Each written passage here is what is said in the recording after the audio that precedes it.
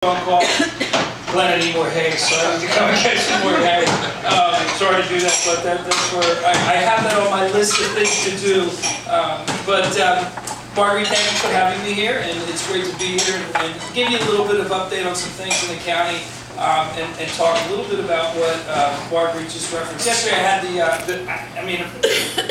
I can't even explain it. It was an incredible opportunity to be in the White House yesterday.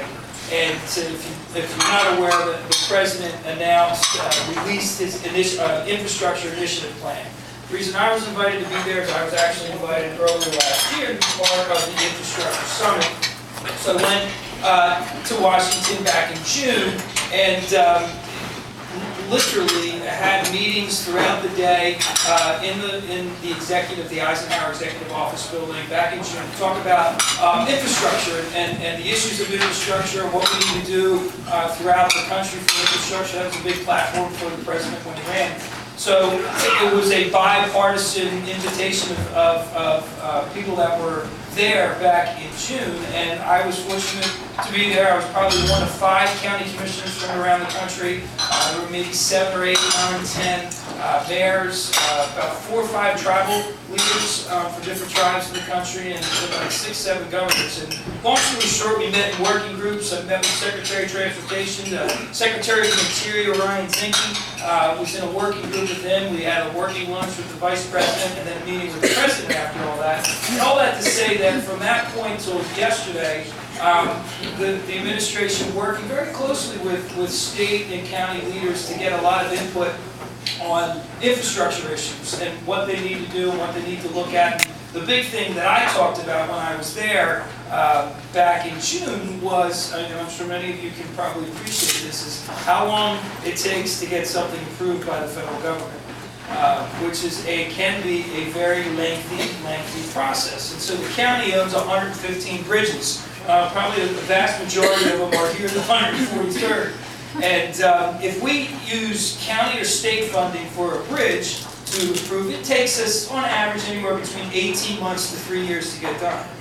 When we use federal funding on a bridge, it can take us anywhere from 3 to 10 years to get it approved. And so I won't go through all those approvals, but through the NEPA process and through everything you need to do, it's very tedious, bureaucratic, burdensome, cumbersome. Not that anybody wants to cut corners or take shortcuts to it, but some of these things need to occur concurrently rather than sequentially, and some of these things need to be accepted by different agencies and not having to start all over again. And I shared yesterday with the President, and I shared back at the meeting, I know this is not in the 143rd, it's in Kathy Watson's district, but Rickard Road Bridge, we closed in 2011.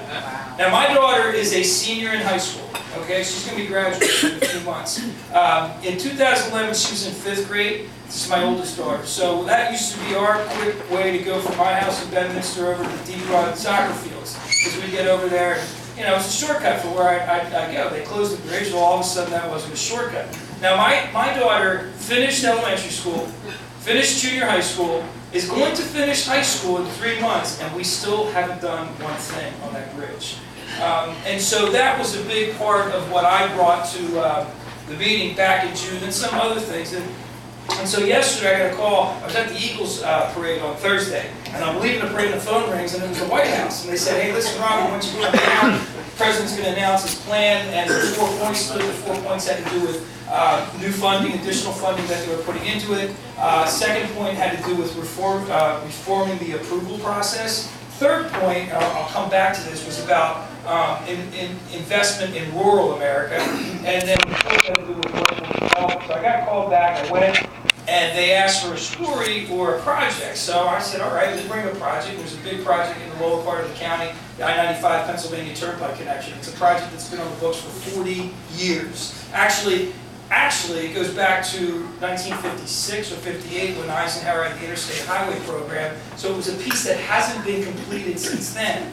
They finally got the funding, they did all the approvals, and they started the construction of that connection. The problem is they were only connecting 2 of the 8 connecting ramps. So if you're going north on 95, you can only go east on the turnpike. If you're coming south, you can only go west one way.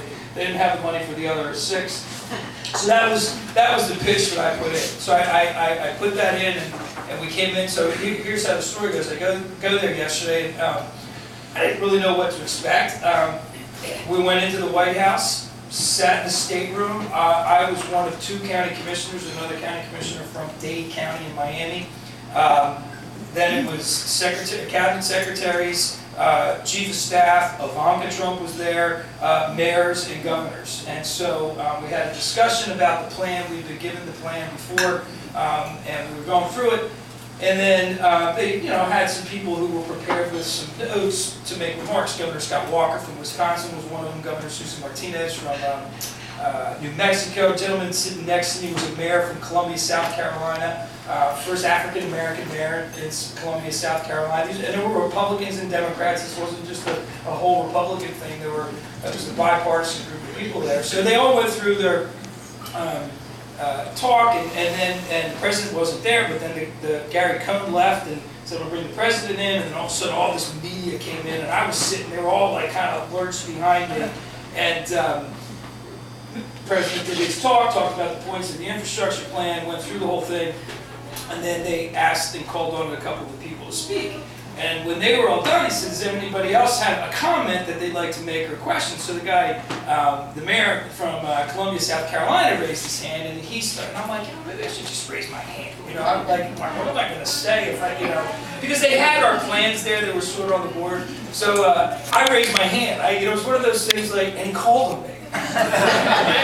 So he called on me, and now I'm in a room.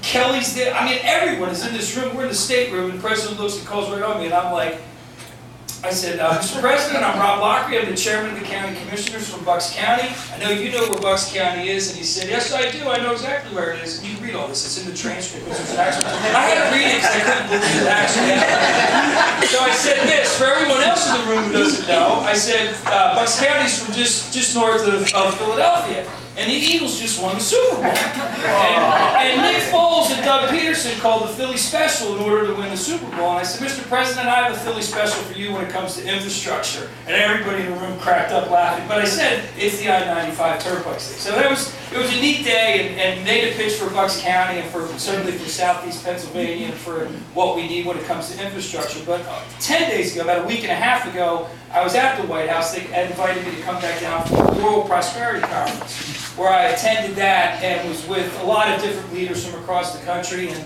Secretary of Agriculture, Sonny Perdue, led that meeting that morning. And the information and the presentation that day was what they were talking about in terms of investment in rural America and in farming and e-connectivity and broadband and a lot of different things that I think are important for the country overall, and certainly has some impact here in Bucks County. But one of the things that the Secretary of Agriculture said, and I'm sure Russ knows this too, is that, particularly in the Northeast, that farming is growing. In other words, new farms that are coming on. And I was able to kind of just raise my hand and wave that because we see that here in Bucks County as well. So what we want to do at the county is continue to find ways to support the agribusiness, the farming community here.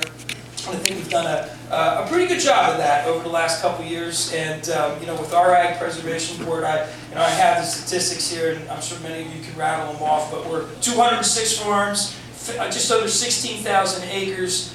We still got a waiting list. You heard Marguerte at the beginning say we're second in the state. Year in and year out, we ask for the most amount of money that we can. And bring that back here in order to make the investments in our communities and in the agricultural community.